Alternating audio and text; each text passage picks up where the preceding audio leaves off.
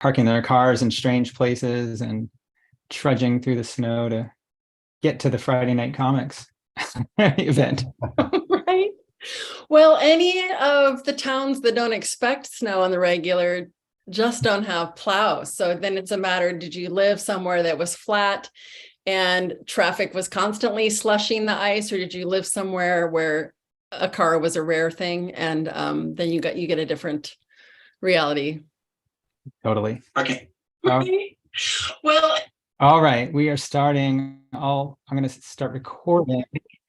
Welcome, everybody. I'm going to share my screen really fast. And in the meantime, you can tell us where you're at in the chat and how much snow you're getting, or cold or heat.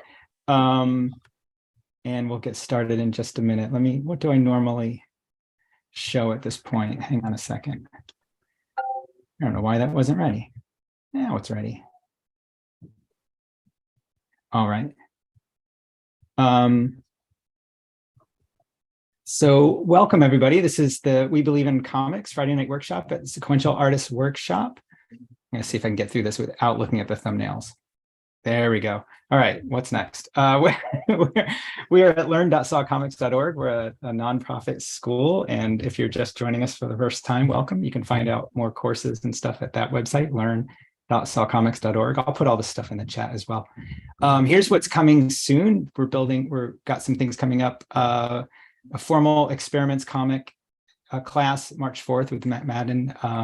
A history of comics course, which is really interesting, March 15th. And our 6-month graphic novel intensive starts in June, but we're announcing it now. And over here on the right, next week here in this slot, we've got Abby Kaysen doing comics about music on Friday Night Comics, but secret event tomorrow. I even forget when. I think it's 4 p.m. Eastern. I'll have to check it out. It's in the chat too. But one of our teaching alum, Yasmin Abedifard, is going to be doing something for University of Nevada, Las Vegas. So if you want another free workshop, it's tomorrow. And I'll put that in the chat too. Okay, what else? Ongoing groups, Drawing Health, Sustainable Diary Comics, Josh Baer, Graphic Memoir and Medicine, Comics Flow and Published. There's so much going on. We're just going to speed past it. Tell you more in the chat.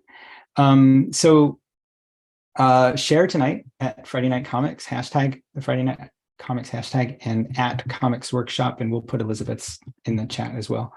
You can join us at members.sawcomics.org for more. Thanks everybody who donated to tonight or any other of these events. They really are great, and they help pay the artists, and they help keep these free, and we really appreciate it.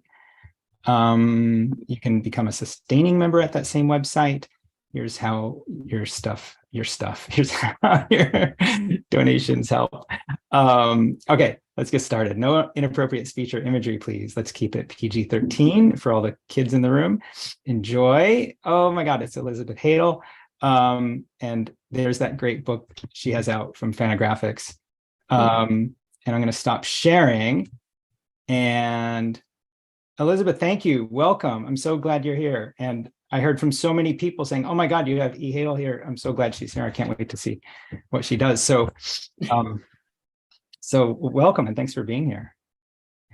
Well, thanks for having me. I've just been pretty excited to talk about comics, and I also get to talk about books. And then I put them together and made comics about books. So today, that's what we're going to zero in on. And I'll go ahead and show you some of my published work, but I'll mention, if you haven't heard of Illustoria magazine, I'm the art director there, and one of the episodic series I have is called the Book Review Comic. And I wanted to take some other people through this process because, if you look online, you can see there's dozens, hundreds, thousands of book reviewers. They're super pro. They know what they're talking about. I guess I felt bold enough to throw myself in the middle of that by thinking, how do we just talk about books when we're saying something to a good friend?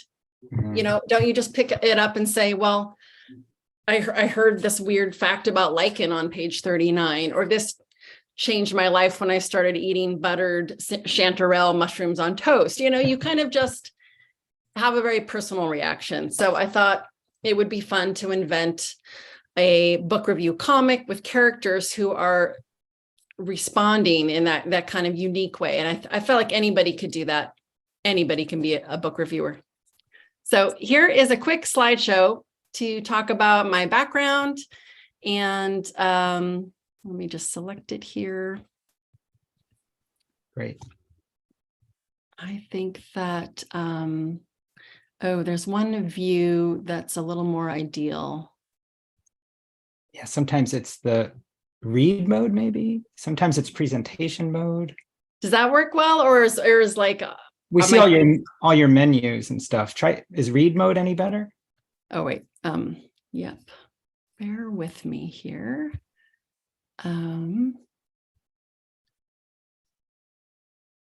Window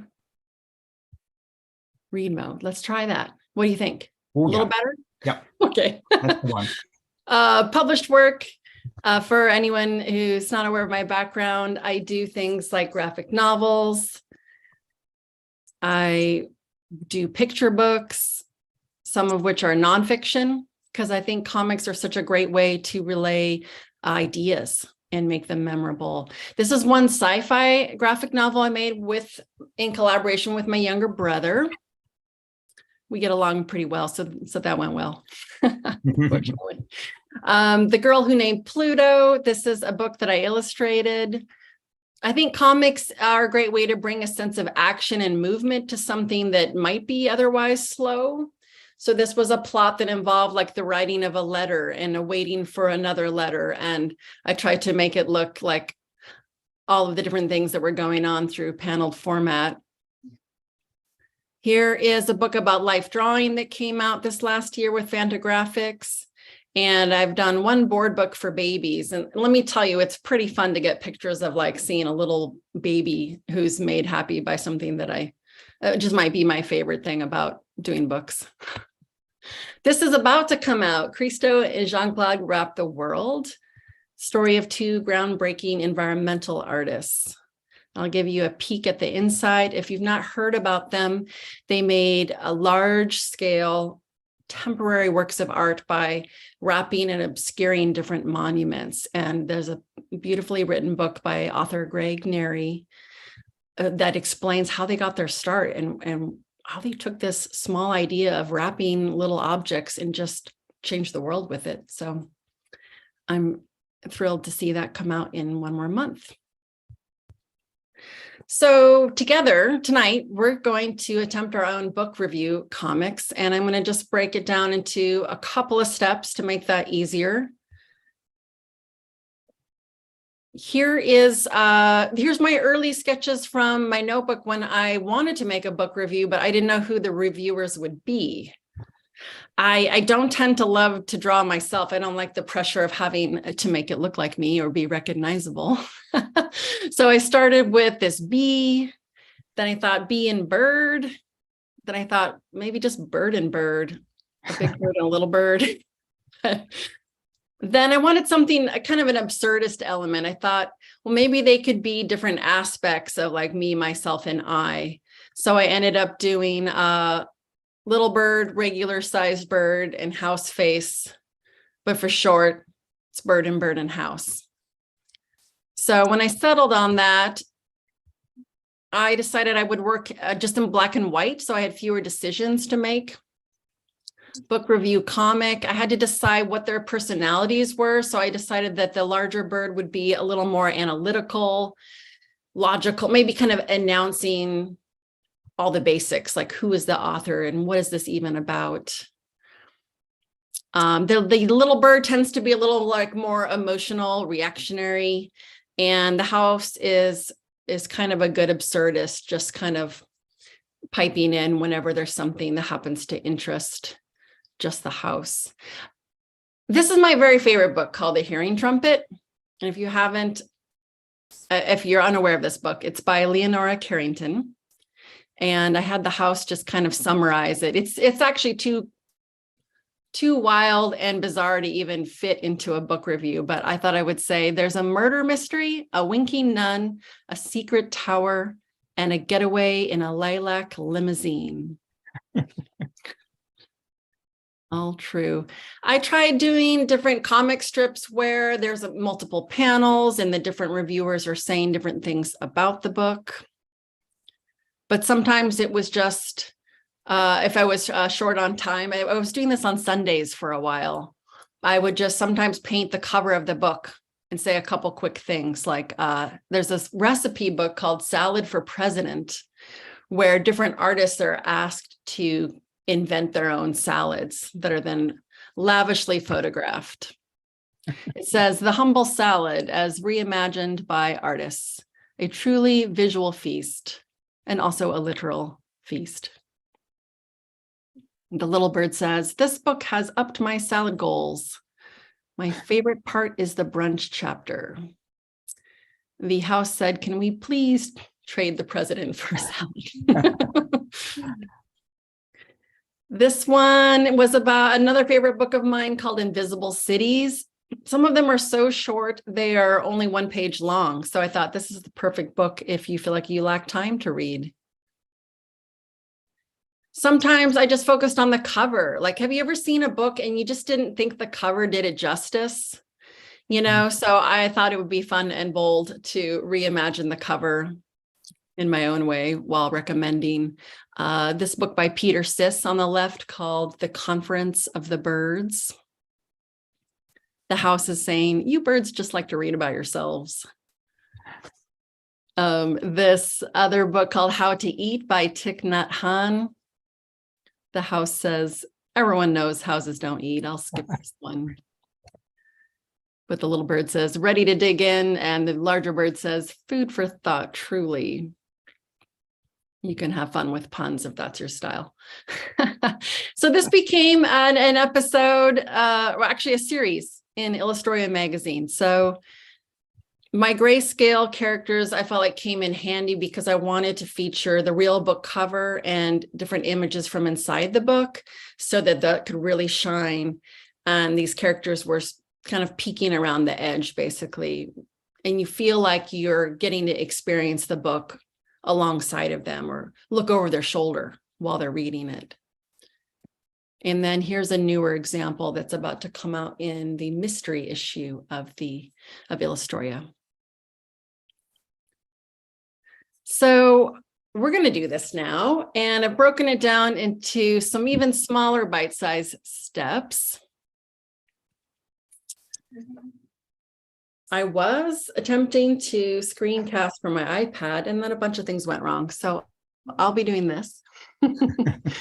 And I thought, first of all, if you've got a notepad handy, let's start with a couple lists. Probably most of my projects start with lists because they're just so easy. And then they're laying around. So whatever you don't use today, if you encounter, a blank brain space on a different day, you might grab something that you already started to, tease out in the form of an idea and just go with it on another day. So lists of books. I thought that it'd be interesting to put a couple different categories. What's your favorite couple of books from childhood? Let's see, an easy one would be like a Dr. Seuss. Okay, this isn't even working. There we go. Okay, tell you what, I have another backup plan. The pen wasn't working? No, it's suddenly now. Hilarious. It's very funny. I even tried this out. Okay, full analog from childhood. Plan C. Plan C. Hopefully, yeah, no, I don't have a plan D, so let's not go there.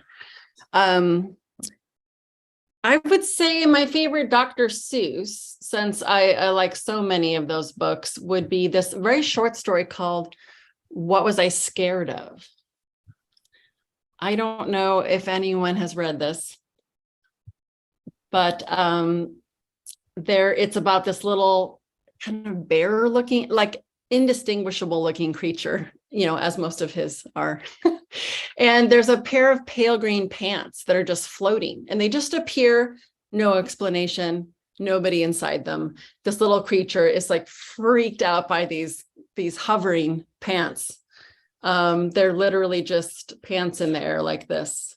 And it's a really charming, really endearing story, really funny. I would put that down. Let's see.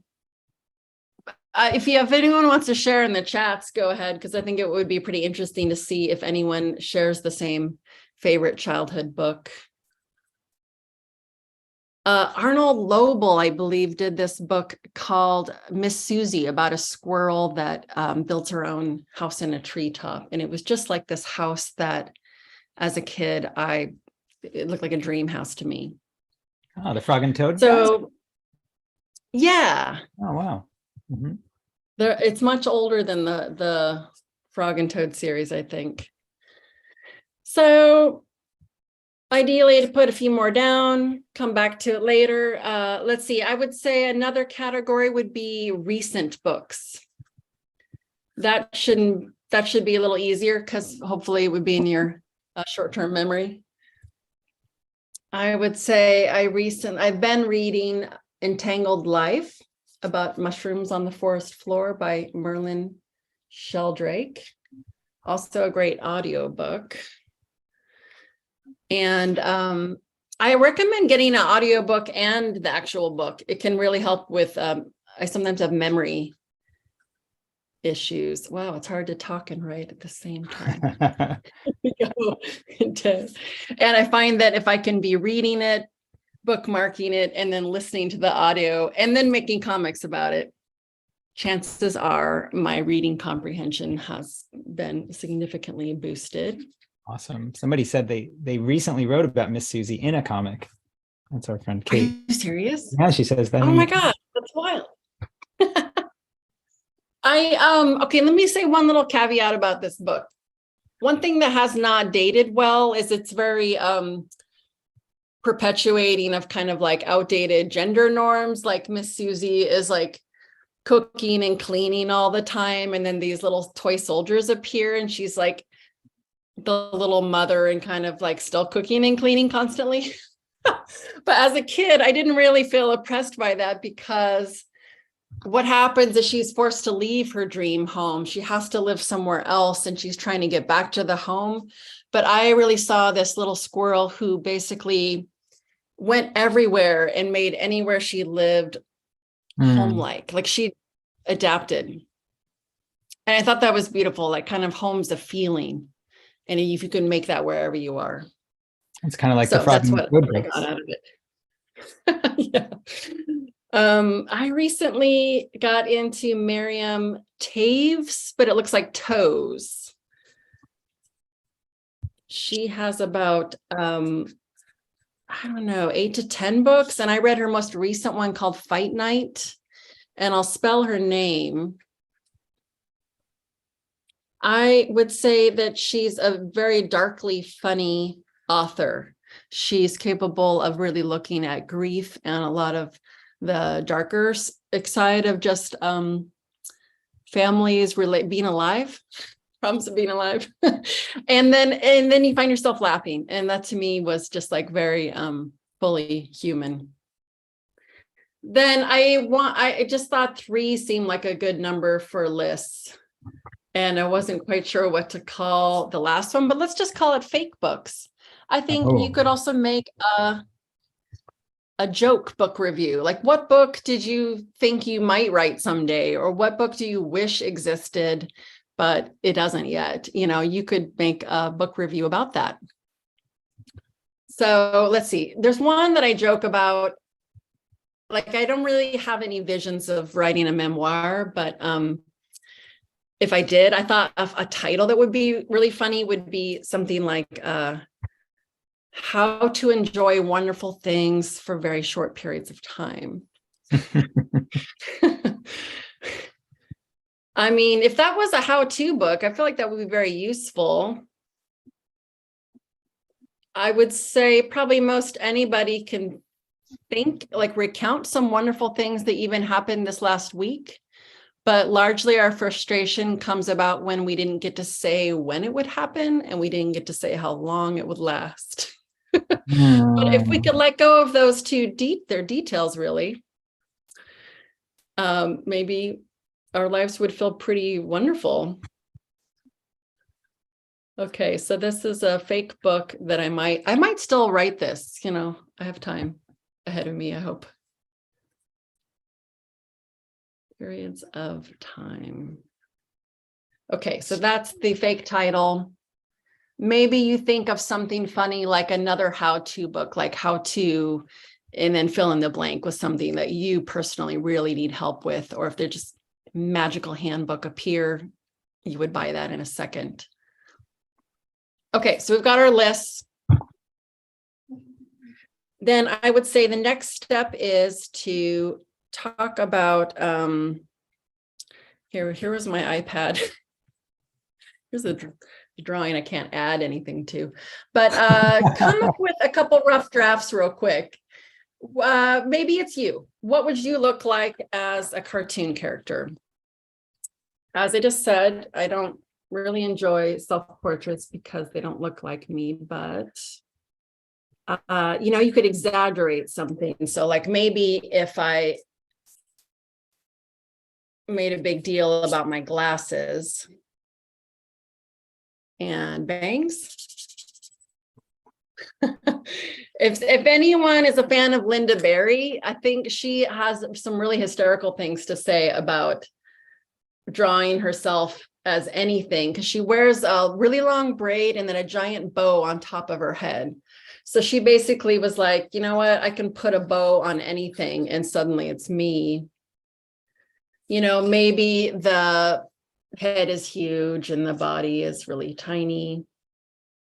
Maybe it's just kind of one side of you. Like maybe this is the grumpy librarian aspect of my personality. Okay, so quick rough draft. Remember, these are not final, so there's no pressure. Then what if your reviewer was just a random person? So that's your chance to take anything that just happens to be your favorite thing to draw and make it a reality. Say you, love drawing curly hair. That would be the time to go crazy with that. Say you like thinking about futuristic things. Maybe your book reviewer is from the future and they have like a anti-gravity mullet or something. I like to think about the future a lot, but I mostly think about like what kind of cool hairdos would be possible in a anti-gravity world. Maybe you don't want to deal with the body. This is also because someone is just kind of talking and thinking. Easily, it's a floating head, no pressure to decide what the whole figure looks like. So throw something in that random column. Let's see, I'm trying to think what else would be. Another thing that I kind of got from one of my favorite artists, which her name's Yumi Sakugawa, is this idea of kind of like a universal looking humanoid. Like maybe you just make someone with no hair. Maybe their feet are kind of extending straight from a very simple head. There's a lot you can do with eyebrows just to get a little expression there. So maybe you've made this vague humanoid character. Then the last one, my favorite one, is use an animal. It could be a plant or an alien while you're at it. Just the point is that you don't have to deal with human features and you get to draw whatever is your favorite thing, or go with your strength. I've taught art to a lot of different ages, and I can't tell you the number of people who sit around feeling badly about what they can't draw. But I think that it just saves you decision-making energy. You just avoid everything you can't do and see what's left. Is it a bird? Is it a cat, or is it an inchworm? I don't know.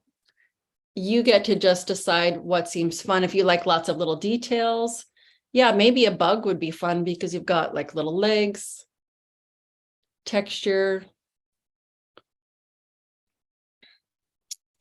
It could also be, I tend to draw myself as like a bird-headed person. So there's a bird head and then kind of a little body on there.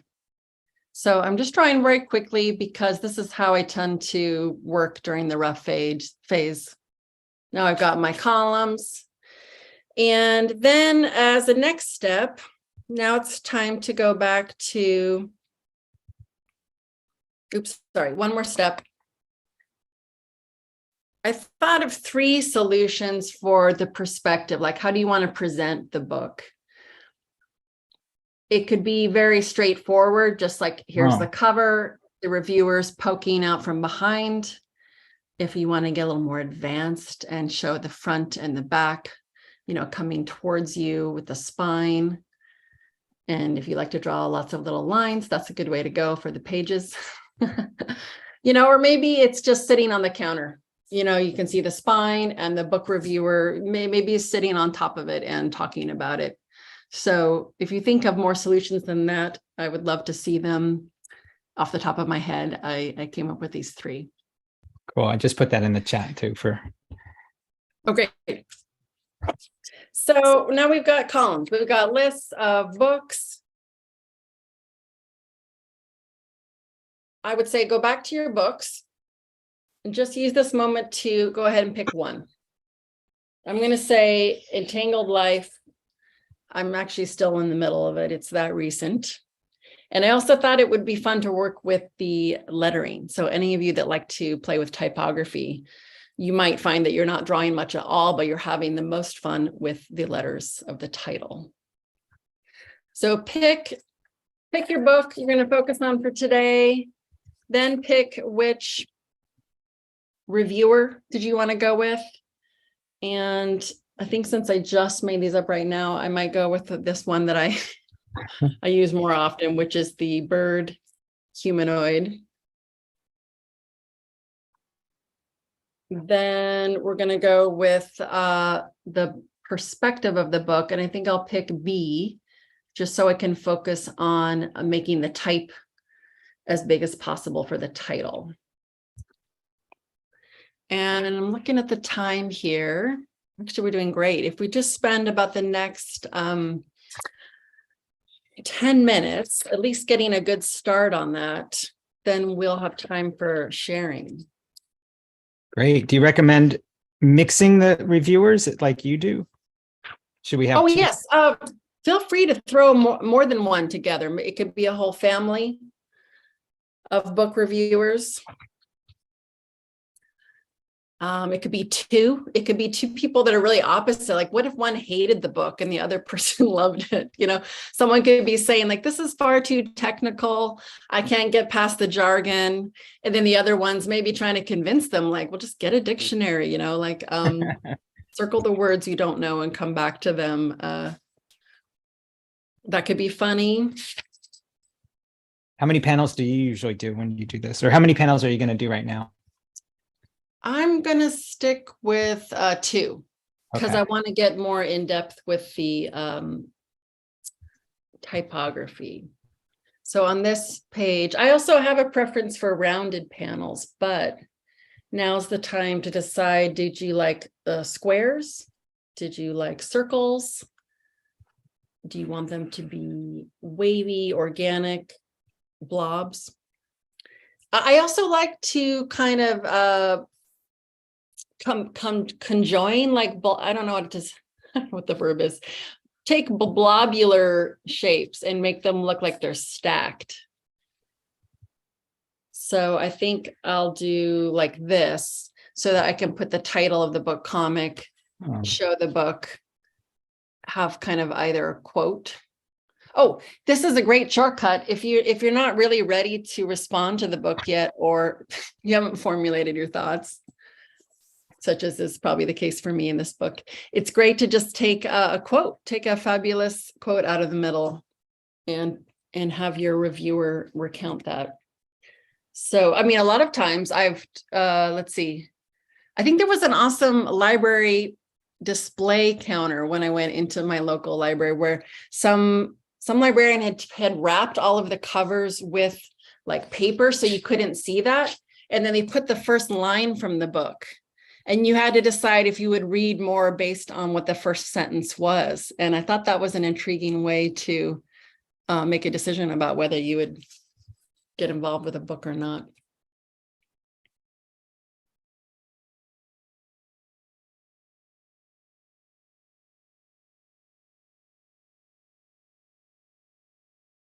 You could give it a title if you want. Book review comic. I mean, it's Friday night book review. Name it after the characters, a bird and house. Book review. So let's see.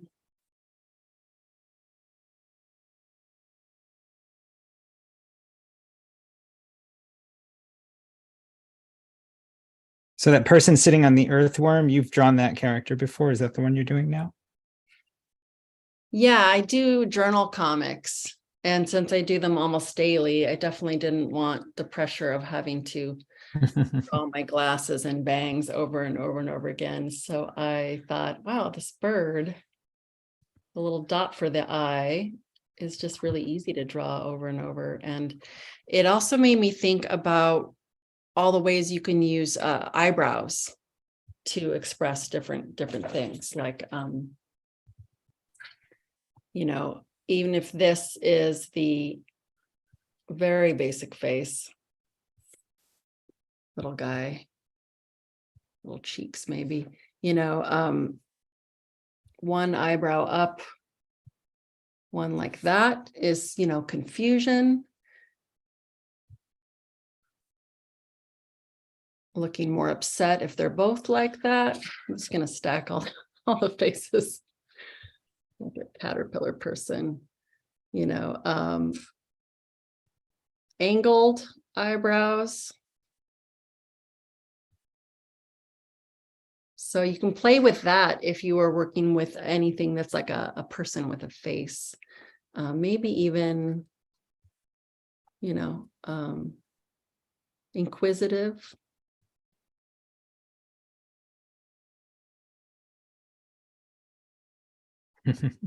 Okay, so entangle that.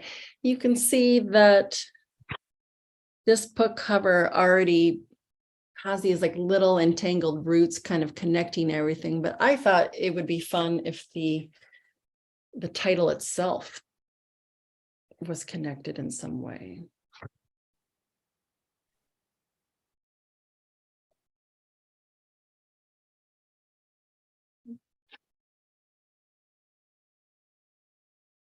All right, I'm doing this without an eraser, so gotta really commit. And without electricity. Right.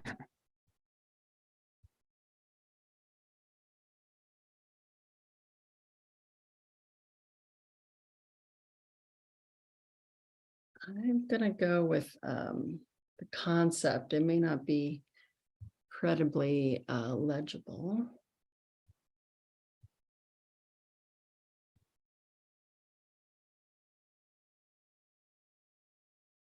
It's also great if you like playing with type at all to keep a bunch of books on the shelves, vintage type, different ways that other artists use hand lettering, and then flip through it to get some ideas. Okay, it looks like this is going to fit just barely. Tangled.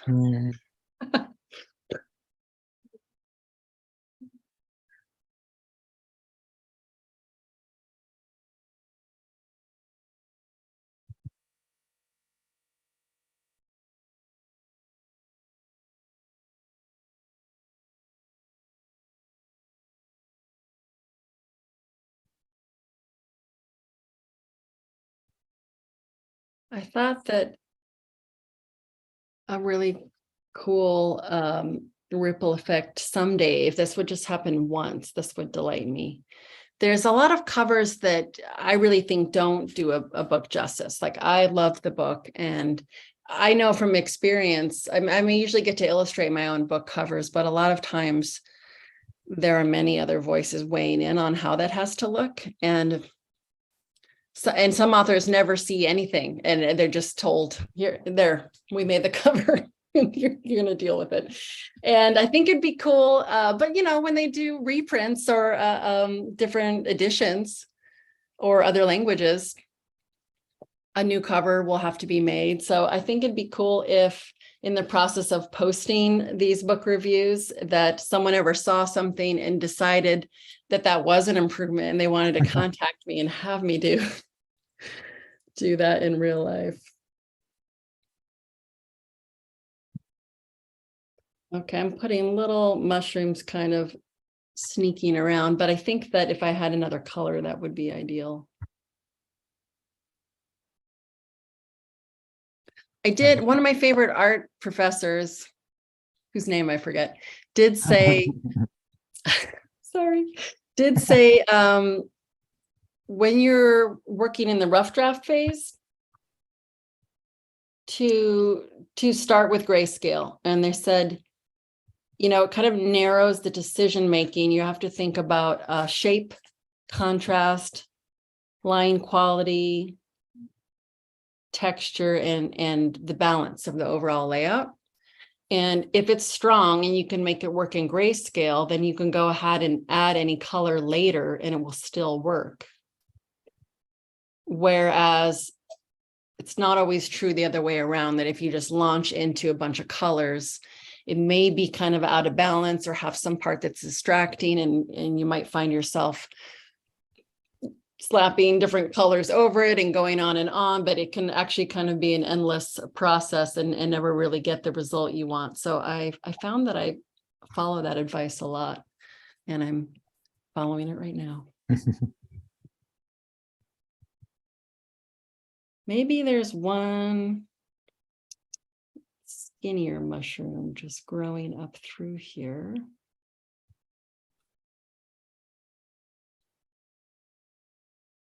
Weaving through the letters.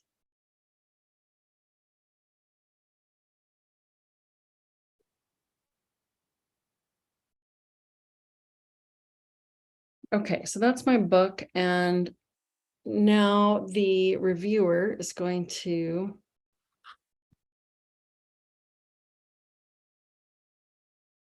be kind of tucked in behind here.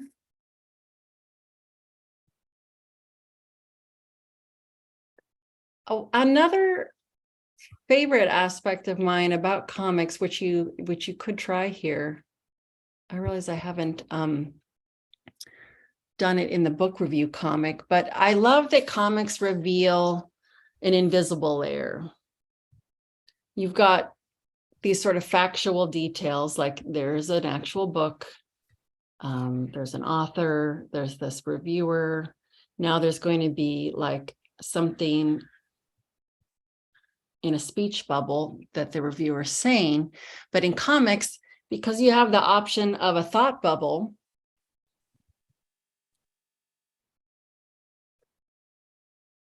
that can kind of make this very interesting contrast between what's being said and done and what's being thought. And those can be three very different realities.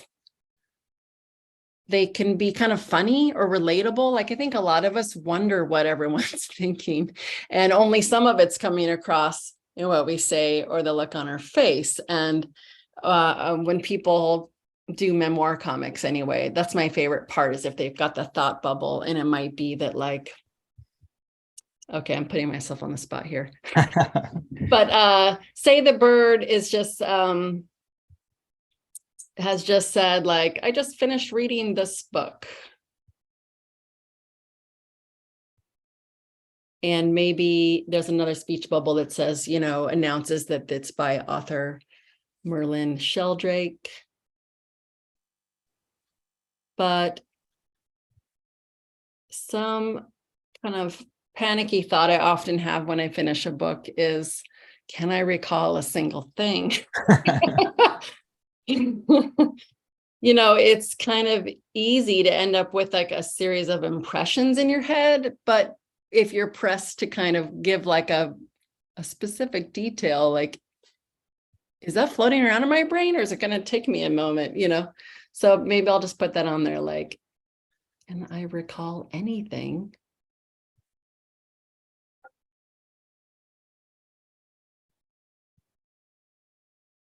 I don't know if we all had the same grade school kind of basic education about how to memorize stuff, but there's a cool phrase called mnemonic device. Does that ring a bell for anybody? It's spelled really weird. It's a silent M-N-E-M-O-N-I-C, mnemonic. And it just means like a device you employ to try to remember anything.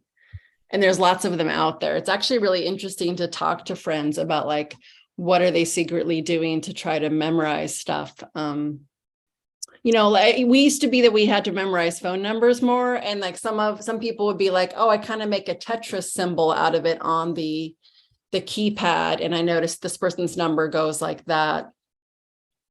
And they can get pretty elaborate. But I like to think also of comics as being like a really grand and effective and very slow mnemonic device, in that by the time you have put these thoughts on a page across multiple panels, it's going to be pretty solid in your mind.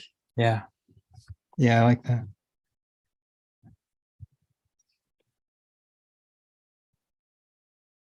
I have a friend who says a book in itself is a mnemonic device, as opposed to reading something on a tablet, because you have this tactile relationship with the book and you know where you read something and you can sort of find it with your fingers and things like that. Right. Yeah. I'm moved on to the second panel, by the way. I'm just thinking about this as I go. Speaking of trying to remember anything from the book. I did have a fun discussion when I posted something about this on Instagram about there's this kind of lichen theory that's postulated where a lichen is not a single entity, that it's more of a convergence of organisms. So basically its own little micro world.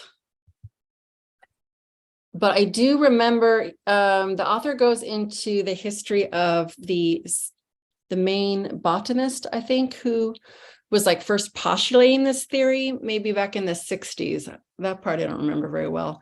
And they were completely mocked by the rest of the science world. And everyone was like, well, evolution is about divergence. It's about things that, branch off. They adapt or there's like a genetic mutation. And this botanist was saying, no, a lichen is not a divergence, it's a convergence. There's like algae and fungi and bacteria are coming together to make this symbiotic world that none of them could really exist separately. And it was very interesting to see how many decades before the science community was like, oh, you're right. So I'm going to put that as a quote, lichen theory. Then to keep it personal, I guess I would have my bird come back and say, like, did you know lichens are a convergence of organisms? Did you know? We all have a friend like that who's running around with slinging facts.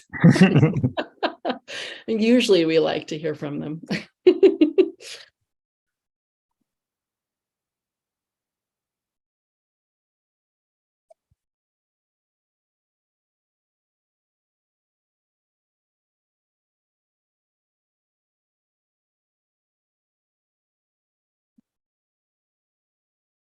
If you want to get really sophisticated too, you can draw everything, leave the speech bubbles blank and scan that in or take a photo and, use a nice font to make this more legible.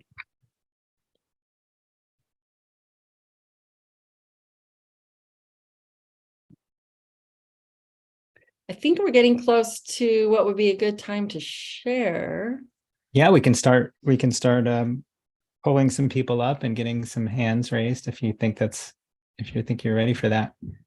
And let me just say, I think it's just really fun to talk about books too. So if you even just have like your list of books in the one circle that you plan to do later, I would love to even hear about that. And I think it's a tall order, of course, to get like a 2-panel comic with quotes and figures.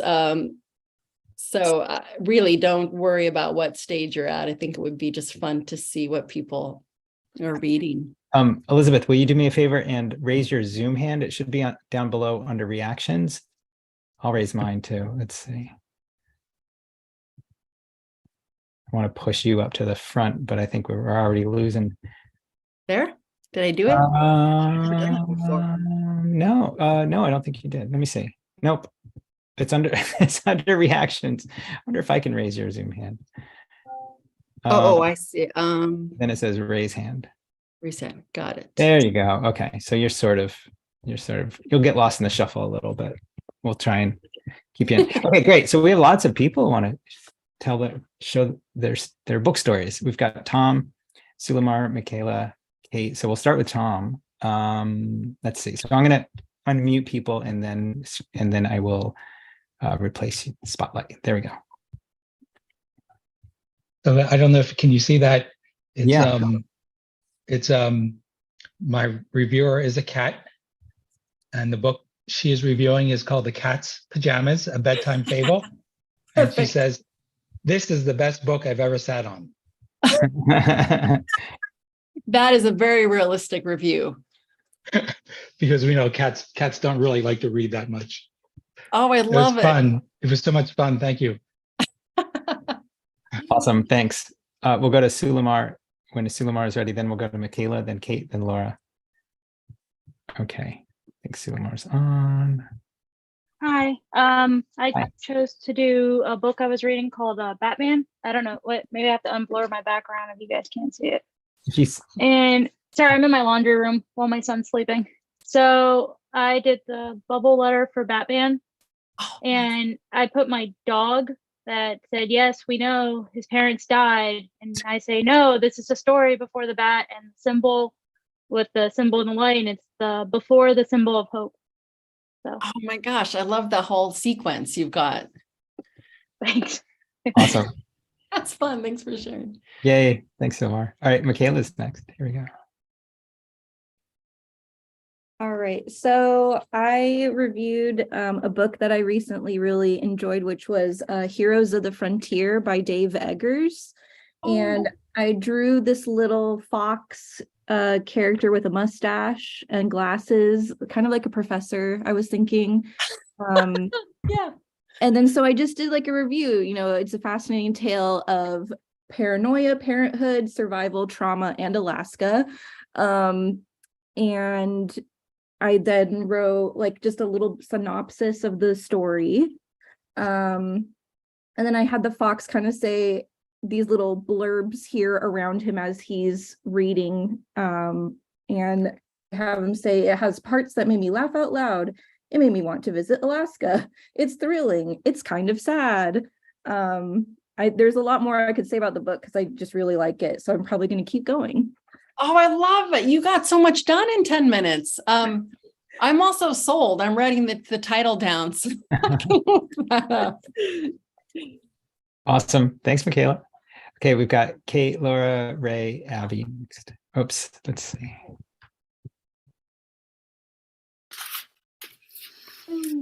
So my book was a children's book when I was a kid, Jelly Beans for Breakfast. And this is a little bird character, just like a little chick that is talking about it. So my favorite book when I was a kid was Jelly Beans for Breakfast. One girl is inviting another girl over. She's telling her about all of the wonderful things they will do together, including having jelly beans for breakfast and a flea circus. What? That's unexpected. Oh, I love the details that you pulled out. That makes it riveting. So, yeah, there's a lot more to it than that, but that's as far as I got with my review. Oh, it's a great start. I can't wait to see the rest. Great. That's a great reminder for everyone to put it on social media, hashtag Friday Night Comics. I'll put that in the chat. Next is Laura.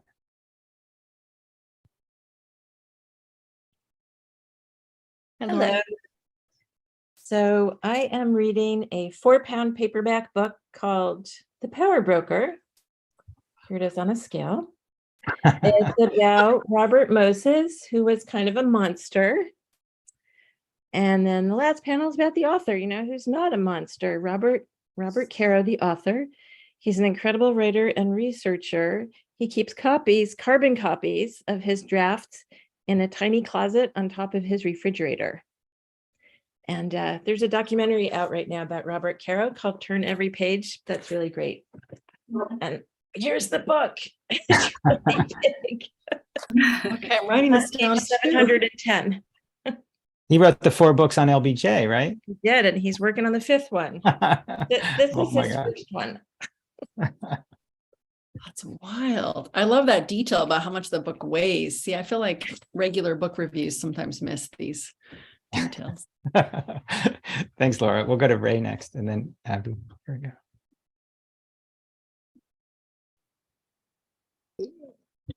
All right. So I didn't get quite as far as like dialogue and everything, but something I read relatively recently is an essay by Donna Haraway called The Cyborg Manifesto. And the kind of the idea of the text is also this idea of maybe like multiple organisms kind of making up a single thing. And so trying to reimagine like the boundaries between people and how we see ourselves as being constructed as individuals. And so I have my reviewer here as a cyborg of my own creation. And I'm thinking about including some, maybe like animals, plants, and including a couple of different cyborgs that might react to the text themselves. And then thinking about like, what is their embodiment if, they have all these different body parts that, maybe a human might not have. Yeah, and then with the cover of the book here, I have all of these sort of blobular people, I guess, to use an industry term. And I think the idea with the color is that I'm going to have sort of patterns that are going over the different individual barriers of people. Yeah, so I haven't quite got to the dialogue and the commentary phase yet, but yeah. Oh, that is a great start. That looks fascinating. Awesome, Ray. Thanks so much. Okay, Abby and then Julie. Let's see. Yay. Oops, Abby, I think you're going to have to unmute. Can you do that? There we go. I had a book in mind, but then I started thinking about a book I thought existed when I was a child. And it was a book about a boy named Pierre that lived in France. And he had a loaf of bread that was shaped like a giant donut so he could put it around his bicycle handlebars. I don't think this book existed, but I was convinced that people in France ate this large round loaf. So I created these 2 book reviewers. They're shapeshifters, but one has the predator perspective and one is the prey. And so this one is reading the book about Pierre with the bicycle bread. This is Coyote, and he says, I would like to know how far away Pierre's village is, how often he rides at night alone on the edge of town, what food he transports on his bicycle, and if he is able to change form when chased. And then this is the book review by Hare, and he's also reading the same book, and he asks, how fast can Pierre move on a bicycle? What about when zigzagging? I wish this book talked more about what shapes Pierre can presume when being pursued, and his burrow. Does he have a burrow? So I just like the idea that the book reviewer would have a bias based on their, and then the common ground would be shape-shifting because so anyway, yeah, I'm excited. I love this process. Thank you. Oh, that's so great. I'm glad you shared. It's fantastic. Thanks so much. Julie is next. There we go.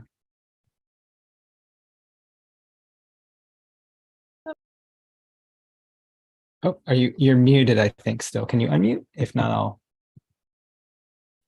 I'll request. Try it now. No. Yep. I think you're right. I think you're unmuted. Can you hear me? Yeah. I'm good. Yeah.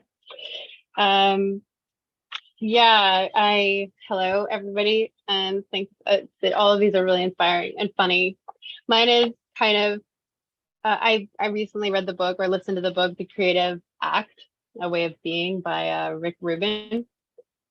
And so I was just working on my reviewers. I sometimes draw this little character. There's two of them. They're twins, but one is anyway, they have different personalities, but I just drew Rick Rubin kind of because he kind of speaks like a god throughout the book. And yeah, anyway, it kind of looks godly. So I just kind of dove into drawing his face, and something he says is like everyone is a creator, which is something I agree with, but sometimes it can be kind of like a platitude. Because for some people, they need to understand how to access their creativity. So if I was going to do a review and have the characters, I would probably, yeah, I would lean, I don't know yet my thoughts exactly, but that's my thing. Oh yeah, maybe the reviewers could be inspired on the spot and make something right after reading the book. That's what I did. Like this character, she's the negotiator. She's like a weighted blanket person. And she's like my weighted blanket, which always tries to convince me to stay in bed and like draw instead of doing the things I have to do. And then this one is much more like energetic. Like I have several people. There's like the manager and the inner wise being, and this is my negotiator. And she's inspired. She's like, oh my God, I'm so inspired. And this one's kind of saying like, what about destruction? You know, instead of creation. But haven't worked it out yet. But it's cool. It's a cool exercise because I like to read a lot. So thinking about that, actually reviewing it, you're right. It's hard sometimes to articulate. Anyway, thanks for this. Really fun. I like the trajectory you've got going. Thanks so much, Julie. We'll go to Cheryl next, and then after that, Jackie, then Wayne. Here's Cheryl. All right. So I really like this cookbook by Deborah Madison. It's really big, but not too heavy. And it's vegetarian cooking for everyone. And I'm everyone because I'm not vegetarian, but I'm an omnivore. But I think vegetarian cookbooks are so much better because they don't rely on meat as a crutch to make things taste good. And this week I made pepper cheese bread. Okay, I'm writing this one down too. I love how it's so thick that it feels like it's bursting out of that panel you made. The pages just go on. It's pretty big. And then I went on a rant about how I don't like recipes on the internet because they're kind of the same 3 recipes over and over again. And you can't beat like a real cookbook. I think ranting is totally appropriate in a book review comic. Yeah. Show the contrast. Why this book is so good because what else is not. Awesome. Thank you. Sarah. That was great. Thank you. Okay, we're going to go to Jackie next, and then Wayne, then Mr. Tom. Here we go. Well, the characters that I picked are a knit cat that I made, a knitting, and a brain in a jar, and it's called Knitting and Brain in a Jar Review a Book. And I love it. The book is called The Manual, and this is the manual that all y'all got that I didn't get at birth. That like the reason why you've all figured out life and I haven't. It's got like quotes like "A must be for everyone" by God, and "Don't do life without it," and the universe, and like "What is your major malfunction? You haven't read this book." You know, that big Sarge, and so. This book blew my mind. You are our mind, brain in a jar. I got like that Siskel and Ebert thing going, and then this does not apply to me. I'm just stuffing in yarn. Ha ha. The brain's like, oh my God, where was this book when I had a body? There's a made up book. Oh, I love the made up endorsements. Awesome. Thanks, Jackie. We'll go to Wayne next. Let's see. There we go. Can you hear me? Yeah. Great. Mine's not on paper, so I have to share my screen. Is that okay? Yeah, we can do that. Hang on a second. I'll have to give you an option. And I just want to say I'm inspired by all of you. I've never drawn comics before. And this is my first time kind of drawing anything. I'm more of a digital guy. I do video editing and photography. But I always wanted to draw, so I'm trying to draw. All right, give it a try. All right, so let's show you. So Jonathan Livingston Seagull is the first book that I remember. And it really kind of hit me when I was a kid.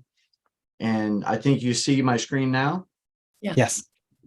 So I love the system of making the panels and all that. That really helped me.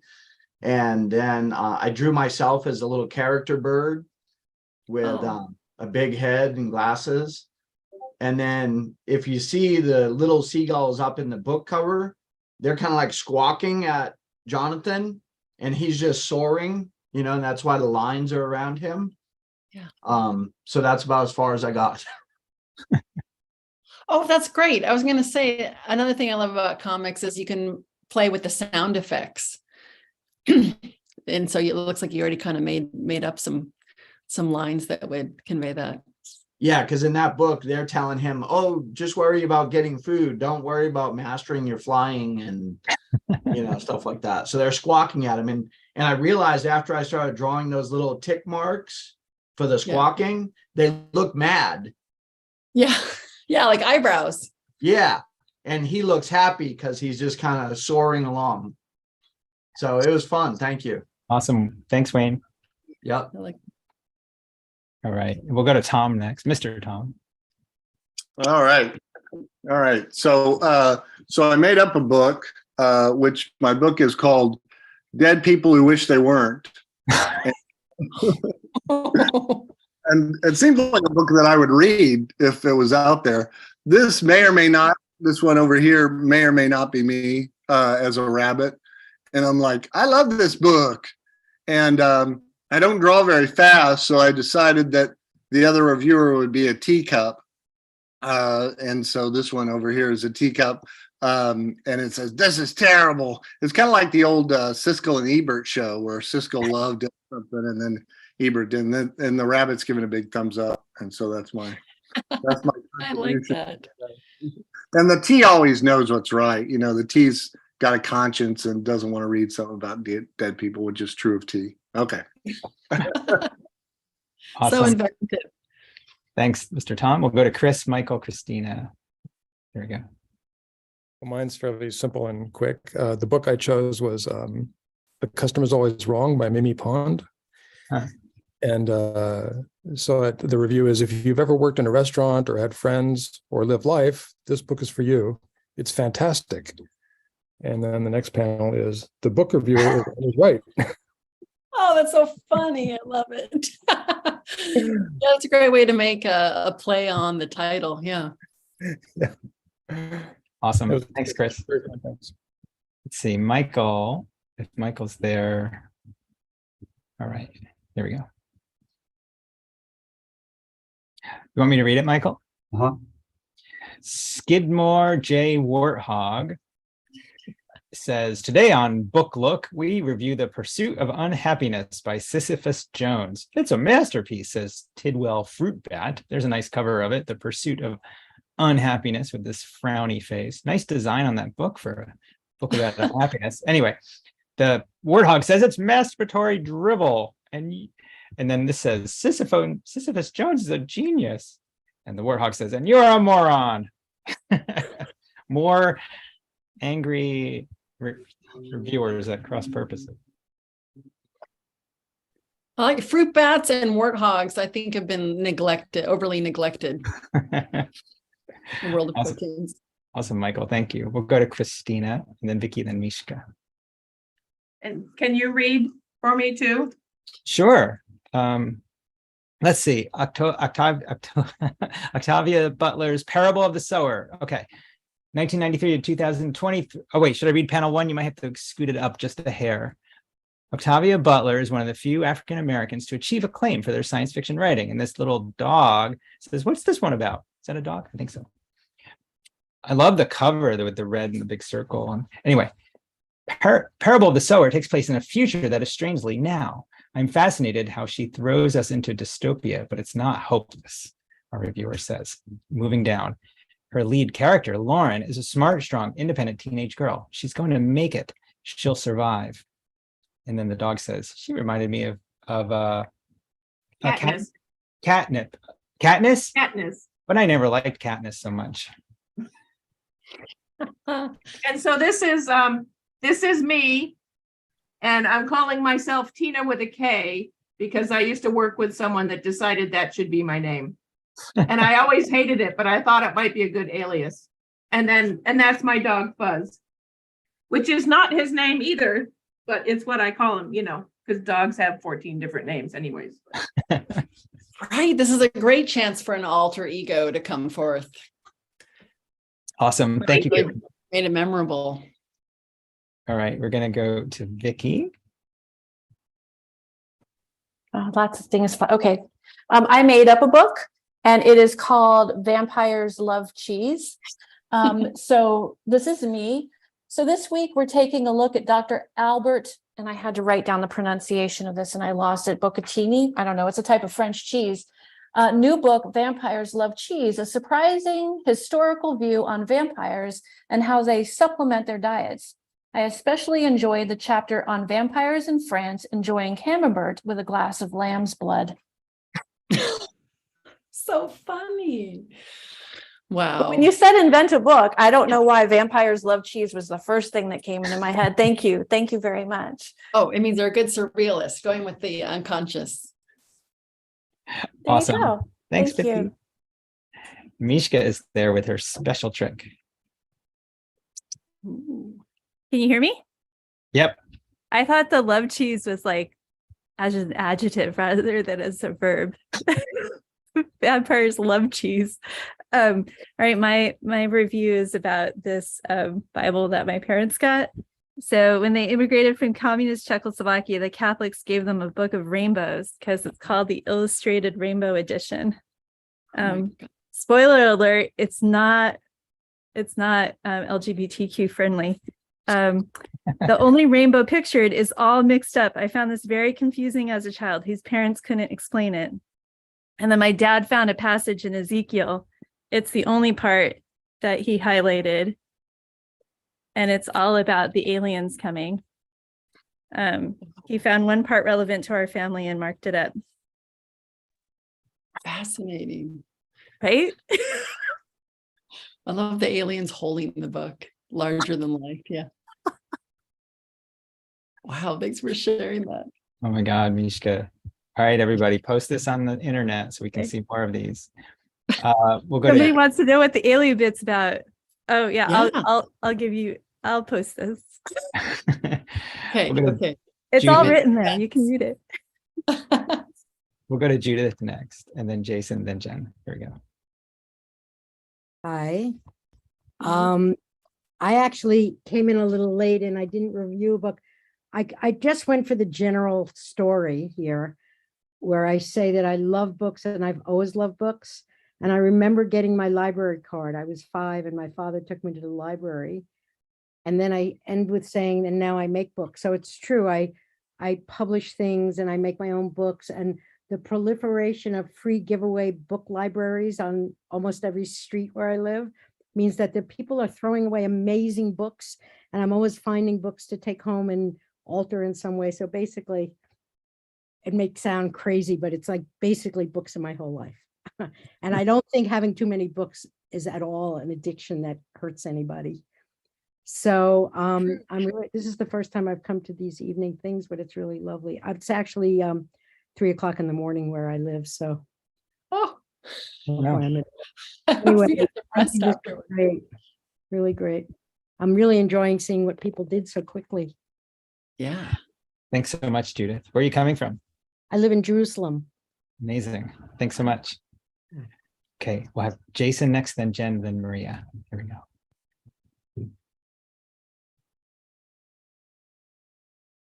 You guys hear me? Yeah. Okay, great, thanks. I didn't get to more than one panel, but and actually maybe I have to turn my virtual background off. Or maybe this works. Does this work? If you hold it at an angle and No. still. Or do you? Okay, all right. Hang on a second. Let me just turn my virtual background off. This is silly. I like the virtual background. Sorry, you'll see this total mess of my studio right now, and I also sell and trade guitars on the side as like a kind of a side hobby. So let me just don't be shocked by what a slob this is here. How do I? None. Okay. All right. Sorry, guys. Very neat assortment of guitars. Right. Okay. So I didn't get to more than one panel, but the book from my childhood was definitely Where the Wild Things Are.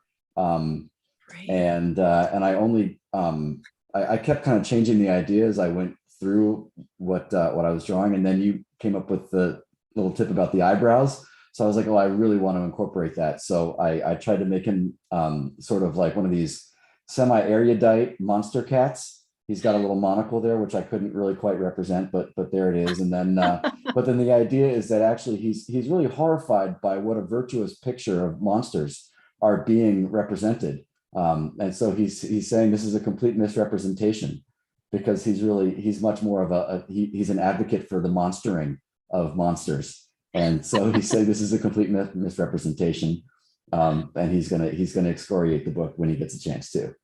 Yeah. Oh, that's great. I was just gonna say the go. claws coming around really add a lot. And if he shreds it, It that's took me like, forever. I had to keep maybe see. I had to keep erasing to make it look like he was actually holding the thing. I finally got it, so it looked like he was. you got it. Yeah, that All right. works. Cool. And the eyebrows are wonderful.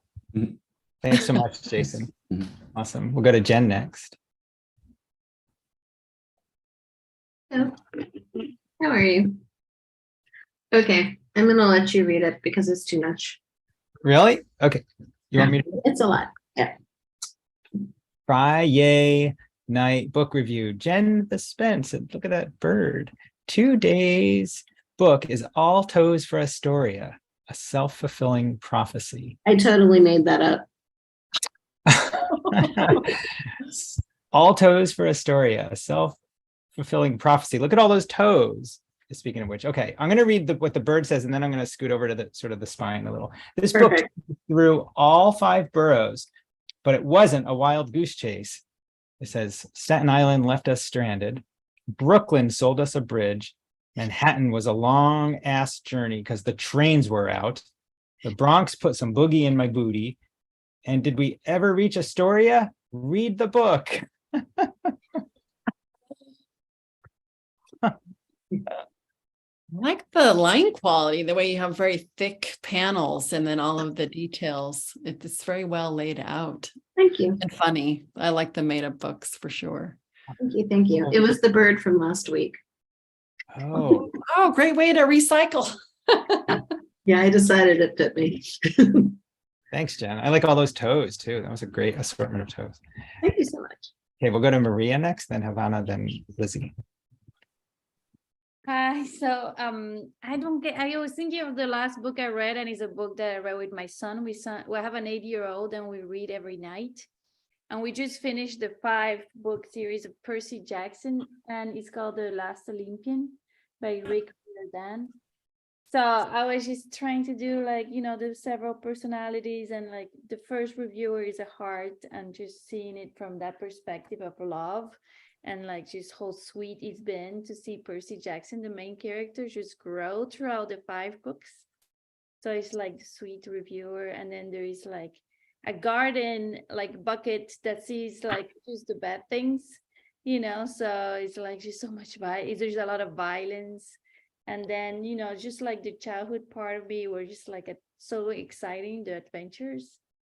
And then the heart is kind of more the main reviewer, just saying like every chapter, there's so many, because this is the last book of a 5-book series, there is so many revelations about every character at every chapter, because they're just closing so many like intertwined stories.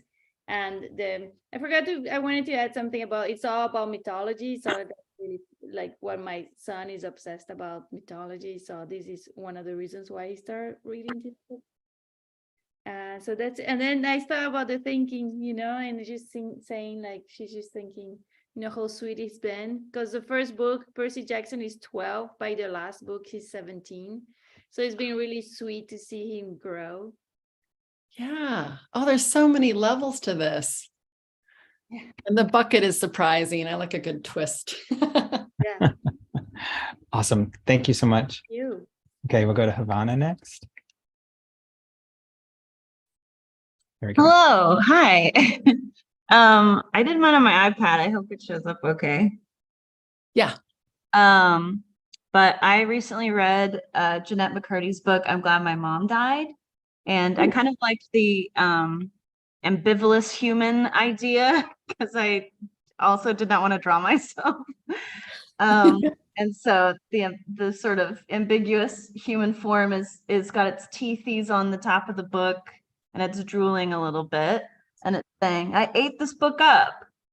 But then here at the bottom says, but it was also quite triggering. Oh gosh, don't look at that. Yeah. And then at the second panel, I have a trigger checklist, which there's a lot more triggers in the book than this, but these are the ones that particularly triggered me. Addiction, emotional abuse, dysphoria, OCD, mental illness, and grief. And then ambiguous human is back at the bottom, and they're saying, it left me with a lot to process. And they're having a little cry.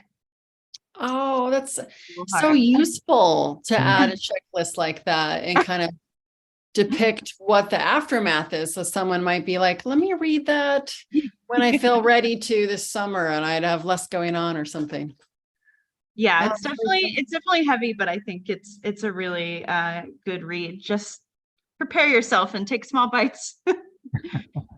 Great. I love how Awesome. useful. Thanks, Ivana. Thanks for We'll go to- hosting. All right, we'll go to Lizzie next. There we go.